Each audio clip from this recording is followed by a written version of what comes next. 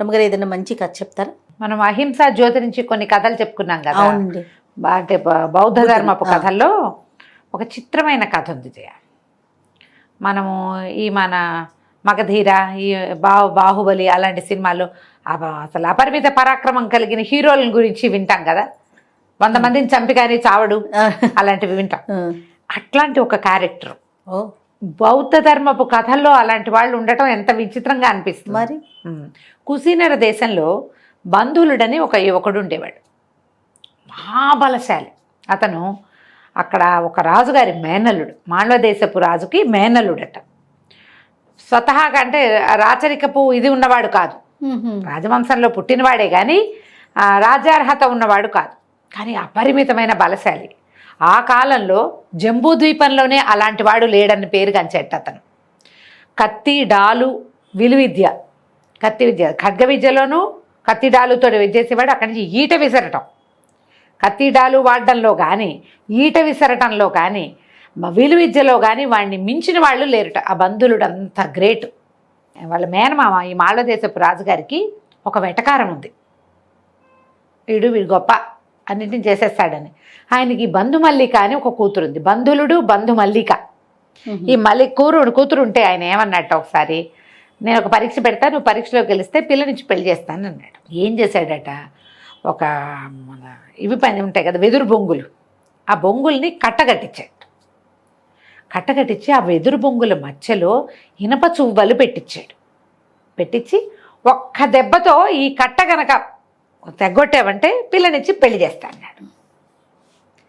వీడు కొట్టలేడు, ఎందుకంటే లోపల ఉన్నవి ఇనపవి. బంధువుడికి తెలీదు. ఈయన రాజుగారి ఉద్దేశం ఏంటి, వీడికి చాలా పేరు వచ్చేసింది, వీడిని అవహేళన చేయించాలని పూనుకున్నాడు ఆయన. ఇతను మావయ్య కూతురుని పెళ్లి చేసుకోవాలన్న ఉద్దేశంలో ఉన్నాడు. ఒక్క వేటుకు తెగొట్టేసేట వాటిని, ఇనప కూడా తెగిపోయినాయి. కానీ ఎప్పుడు కొట్టేటప్పుడు ఈ కత్తి తగిలి ఆ కణేల్మని శబ్దం వచ్చేసరికి, ఇనపదానికి కత్తి తగిలితే శబ్దం రాదు, ఇనపదానికి ఇనప తగిలితే శబ్దం వస్తుంది. బొంగులని విరిగినాయి, ఈ రాడ్లు కూడా విరిగిపోయినాయి, ఆ తీగలు కూడా చువ్వలు కూడా విరిగినాయి. కానీ ఆ శబ్దం వచ్చేసరికల్లా ఇతను చూసుకున్నాడు, గుర్తించాడు ఏదో జరిగిందని. అప్పుడు కట్ట ఊడదేయించి చూస్తే అతనికి కనపడింది. మావయ్య తన్ని అపహాస్యం చేయటానికే ఈ పని చేశాడని తెలిసిపోయింది. ఒప్పుకున్నాడు కాబట్టి ఆయన పెళ్లి చేశాడు. కానీ బంధువులుడు మేనమావ మాల్వ దేశానికి మేలు చేయటానికి పూనుకోలే. మేనమావ దేశాన్ని వదిలిపెట్టేసి వేరే చోటకి వెళ్ళిపోయాడు.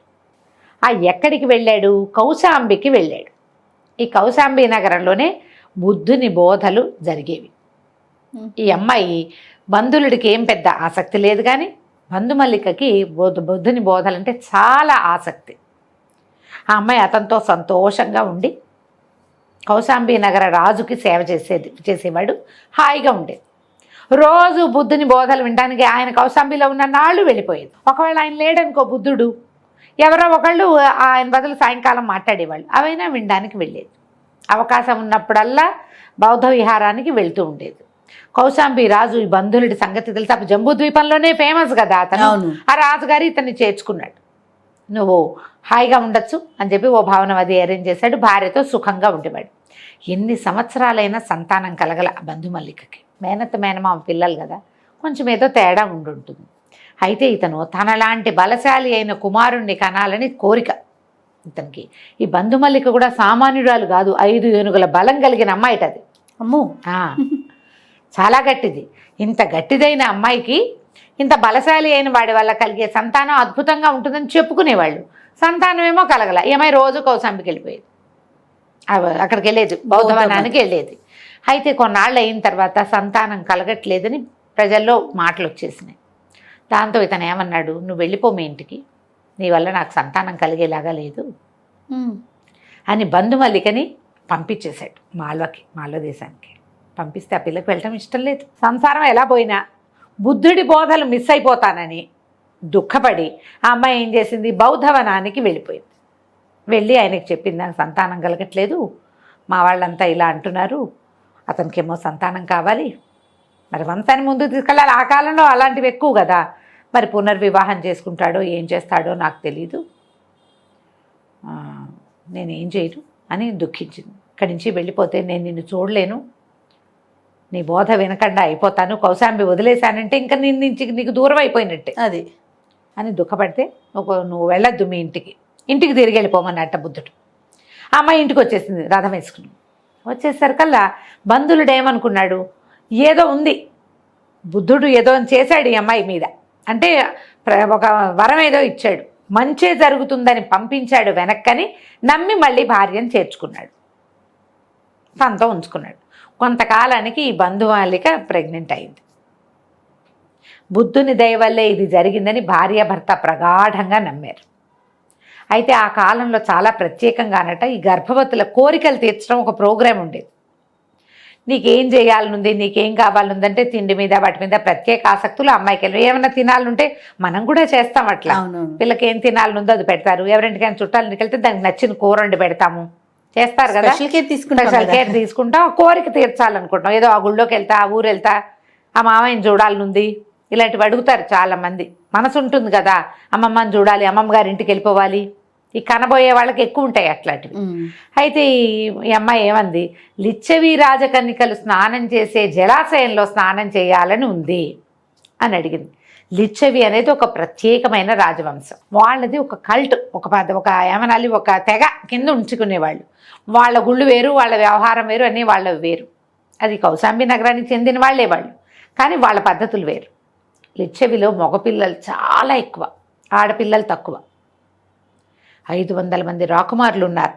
లిచ్చవి వంశానికి చెందిన రాజకుమారులు 500 మంది ఉన్నారు.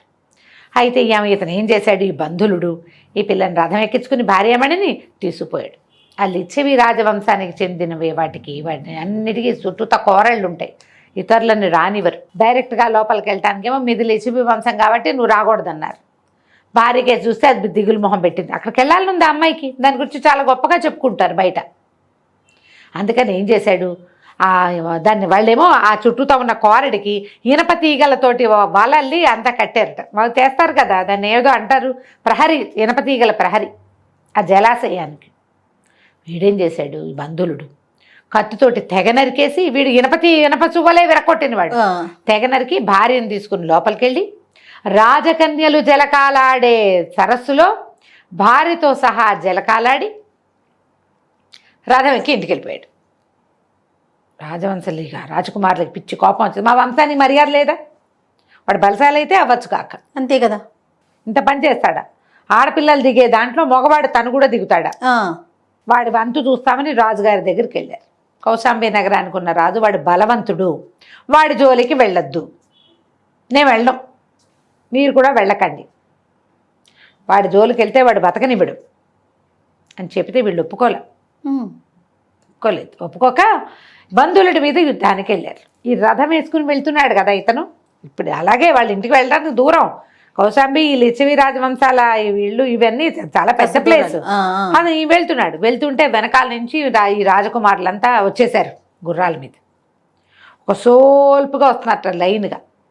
ఆగాగు, నీ అంతు చూస్తాం, నేను చంపి తీరుతాం, డామ్ డీమన్నే అరిచారు వీడు ఒకే ఒక్క విల్లు బాణం సంధించి వేసేట, మొత్తం 500 మందిని ఒక్క దెబ్బ కొట్టేసేట.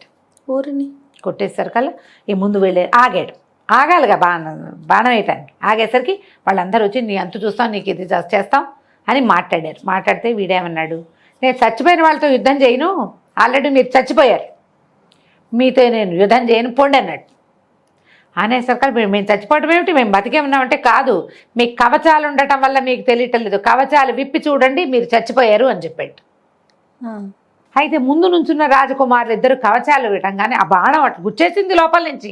ఇక్కడి నుంచి వెళ్ళి మొత్తం 500 మందికి ఒకటే బాణం సమాధానం చెప్పింది. వాడు అలాంటి వాడు, కొట్టేసింది లోపలికి. మొదటి ఇద్దరు కవచాలు ఊడదీశారు, కవచాలు ఊడగానే ఢామని పడిపోయారు, గోవిందా అయిపోయారు. మిగిలిన వాళ్ళకి భయం వేసింది. మరి అప్పటిదాకా నుంచుని మాట్లాడుతున్నవాడు కవచం ఊడది కానీ చచ్చిపడిపోయేసరికి గుండెల్లోంచి బాణం బయటికి వెళ్ళిపోయి వెనకాల వాడిలో అలా లైన్గా వెళ్ళిపోయింది. అది మిగిలిన వాళ్ళు పరిగెత్తుకుంటూ ఇంటికి వెళ్ళిపోయారు వీడిని వదిలేసి.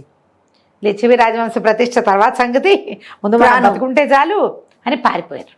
ఇళ్ళకెళ్ళి కవచాలు విప్పి 500 మంది చచ్చిపోయారు మొత్తం. అలాంటి వాడు ఈ బంధువుడు. ఆ తర్వాత ఈ అమ్మాయి 5-6 నెలల గర్భవతి కదా, చక్కగా 5-6 నెలలుగా, అప్పటికే 3వ నెలలో 4వ నెలలో శుభ్రంగా 2 కుమారులని కన్నదిట. తర్వాత ఏడాదికి 2 చొప్పున 32 మంది కుమారులని కన్నది అమ్మాయి బంధుమల్లిక. 32 మంది తల్లి తండ్రికి తీసిపోనేంత బలశాలులుగా ఉన్నారు. కానీ వీళ్ళందరూ కూడా బుద్ధిజంనే ఫాలో చేసేవారు. తల్లిదండ్రి వీళ్ళు కూడా తన జోలికి రాని వాళ్ళతో యుద్ధమే చేసేవాడు కాదుట. అంత బలశాలి అయ్యుండి వాడికి జబ్బల తీట లేదు. అది చాలా మందికి ఉంటుంది. అది నాకు ఏదైనా కొంచెం వచ్చు అంటే ఇక ప్రతాపం చూపించేద్దాం అనుకుంటారు జనాలు కదా. మనుషుల లక్షణం చేయాలి. చచ్చిపోతున్నావు రాబు గారు, భరించలేకపోతున్నావు. ప్రతాపం చూపించడం చాలా ఎక్కువ. నాకు తెలుసంటే ఇక అది ప్రతాపం చూపించు. అంతే. అవకాశం వస్తే చూపించు, అవసరం వస్తే చూపించు, నిన్ను అడిగితే చెప్పు. ఈ బంధులుడు ఇంత బలశాలి. వాడి భార్య 5 ఏనుగుల బలం కలిగిన ఆడది వెళ్ళి బుద్ధుడి బోధలు వింటుంది. బలాలు జబ్బలు తీట చూపించటల్లా. అది ఏం నేర్చుకుంటామమ్మా మనం పూర్వగాథల నుంచి? ఇదే కదా నేర్చుకోవాలి. ఆ పిల్లలందరూ కూడా బుద్ధిజంనే ఫాలో చేసేవాళ్ళు. బంధులుడు తనకెక్కడి నుంచైనా ఆస్తి సంక్రమిస్తే అదంతా ఈ బౌద్ధవనం, ఈ జీతవనానికి వాటికి రాసిచ్చేసేవాడు ఆ అమ్మాయి వల్ల. ఎంత బాగుంది కదా, డిఫరెంట్గా ఉంది. చాలా బాగుంది. ఇప్పుడు అంత బలశాలి అయ్యుండి కూడా అతను రాజ్యకాంక్షకి దిగల. ఒక రాజుని సేవించి ఉన్నాడు తప్ప తనని గౌరవించేవాడి దగ్గర మేనమావ గౌరవించలా. వెళ్ళకోళం చేద్దామని చూశాడు, మేనమావను కూడా వదిలేశాడు. అది తన ఆత్మాభిమానానికి దెబ్బ తగిలితే ఎవరినైనా వదిలిపెట్టేయాలి. గౌరవం లభించిన చోట విశ్వాసంతో పనిచేయాలి. ఈ కథల్లో అలాంటి భావాలు భలే కనపడతాయి. బౌద్ధ కథలు చాలా బాగుంటాయి, చాలా బాగుంటాయి. ఊరికే కథగా వింటే క్యాజువల్ కథగా ఉంటుంది. కొంచెం ఆలోచిస్తే ప్రతి గాథలోనూ ఒక ప్రత్యేకత కనపడుతుంది, నీతి ఉంటుంది. అది కంచికి మనం ఇంటికి. చాలా బాగుంది రాము గారు. నమస్తే. నమస్తే.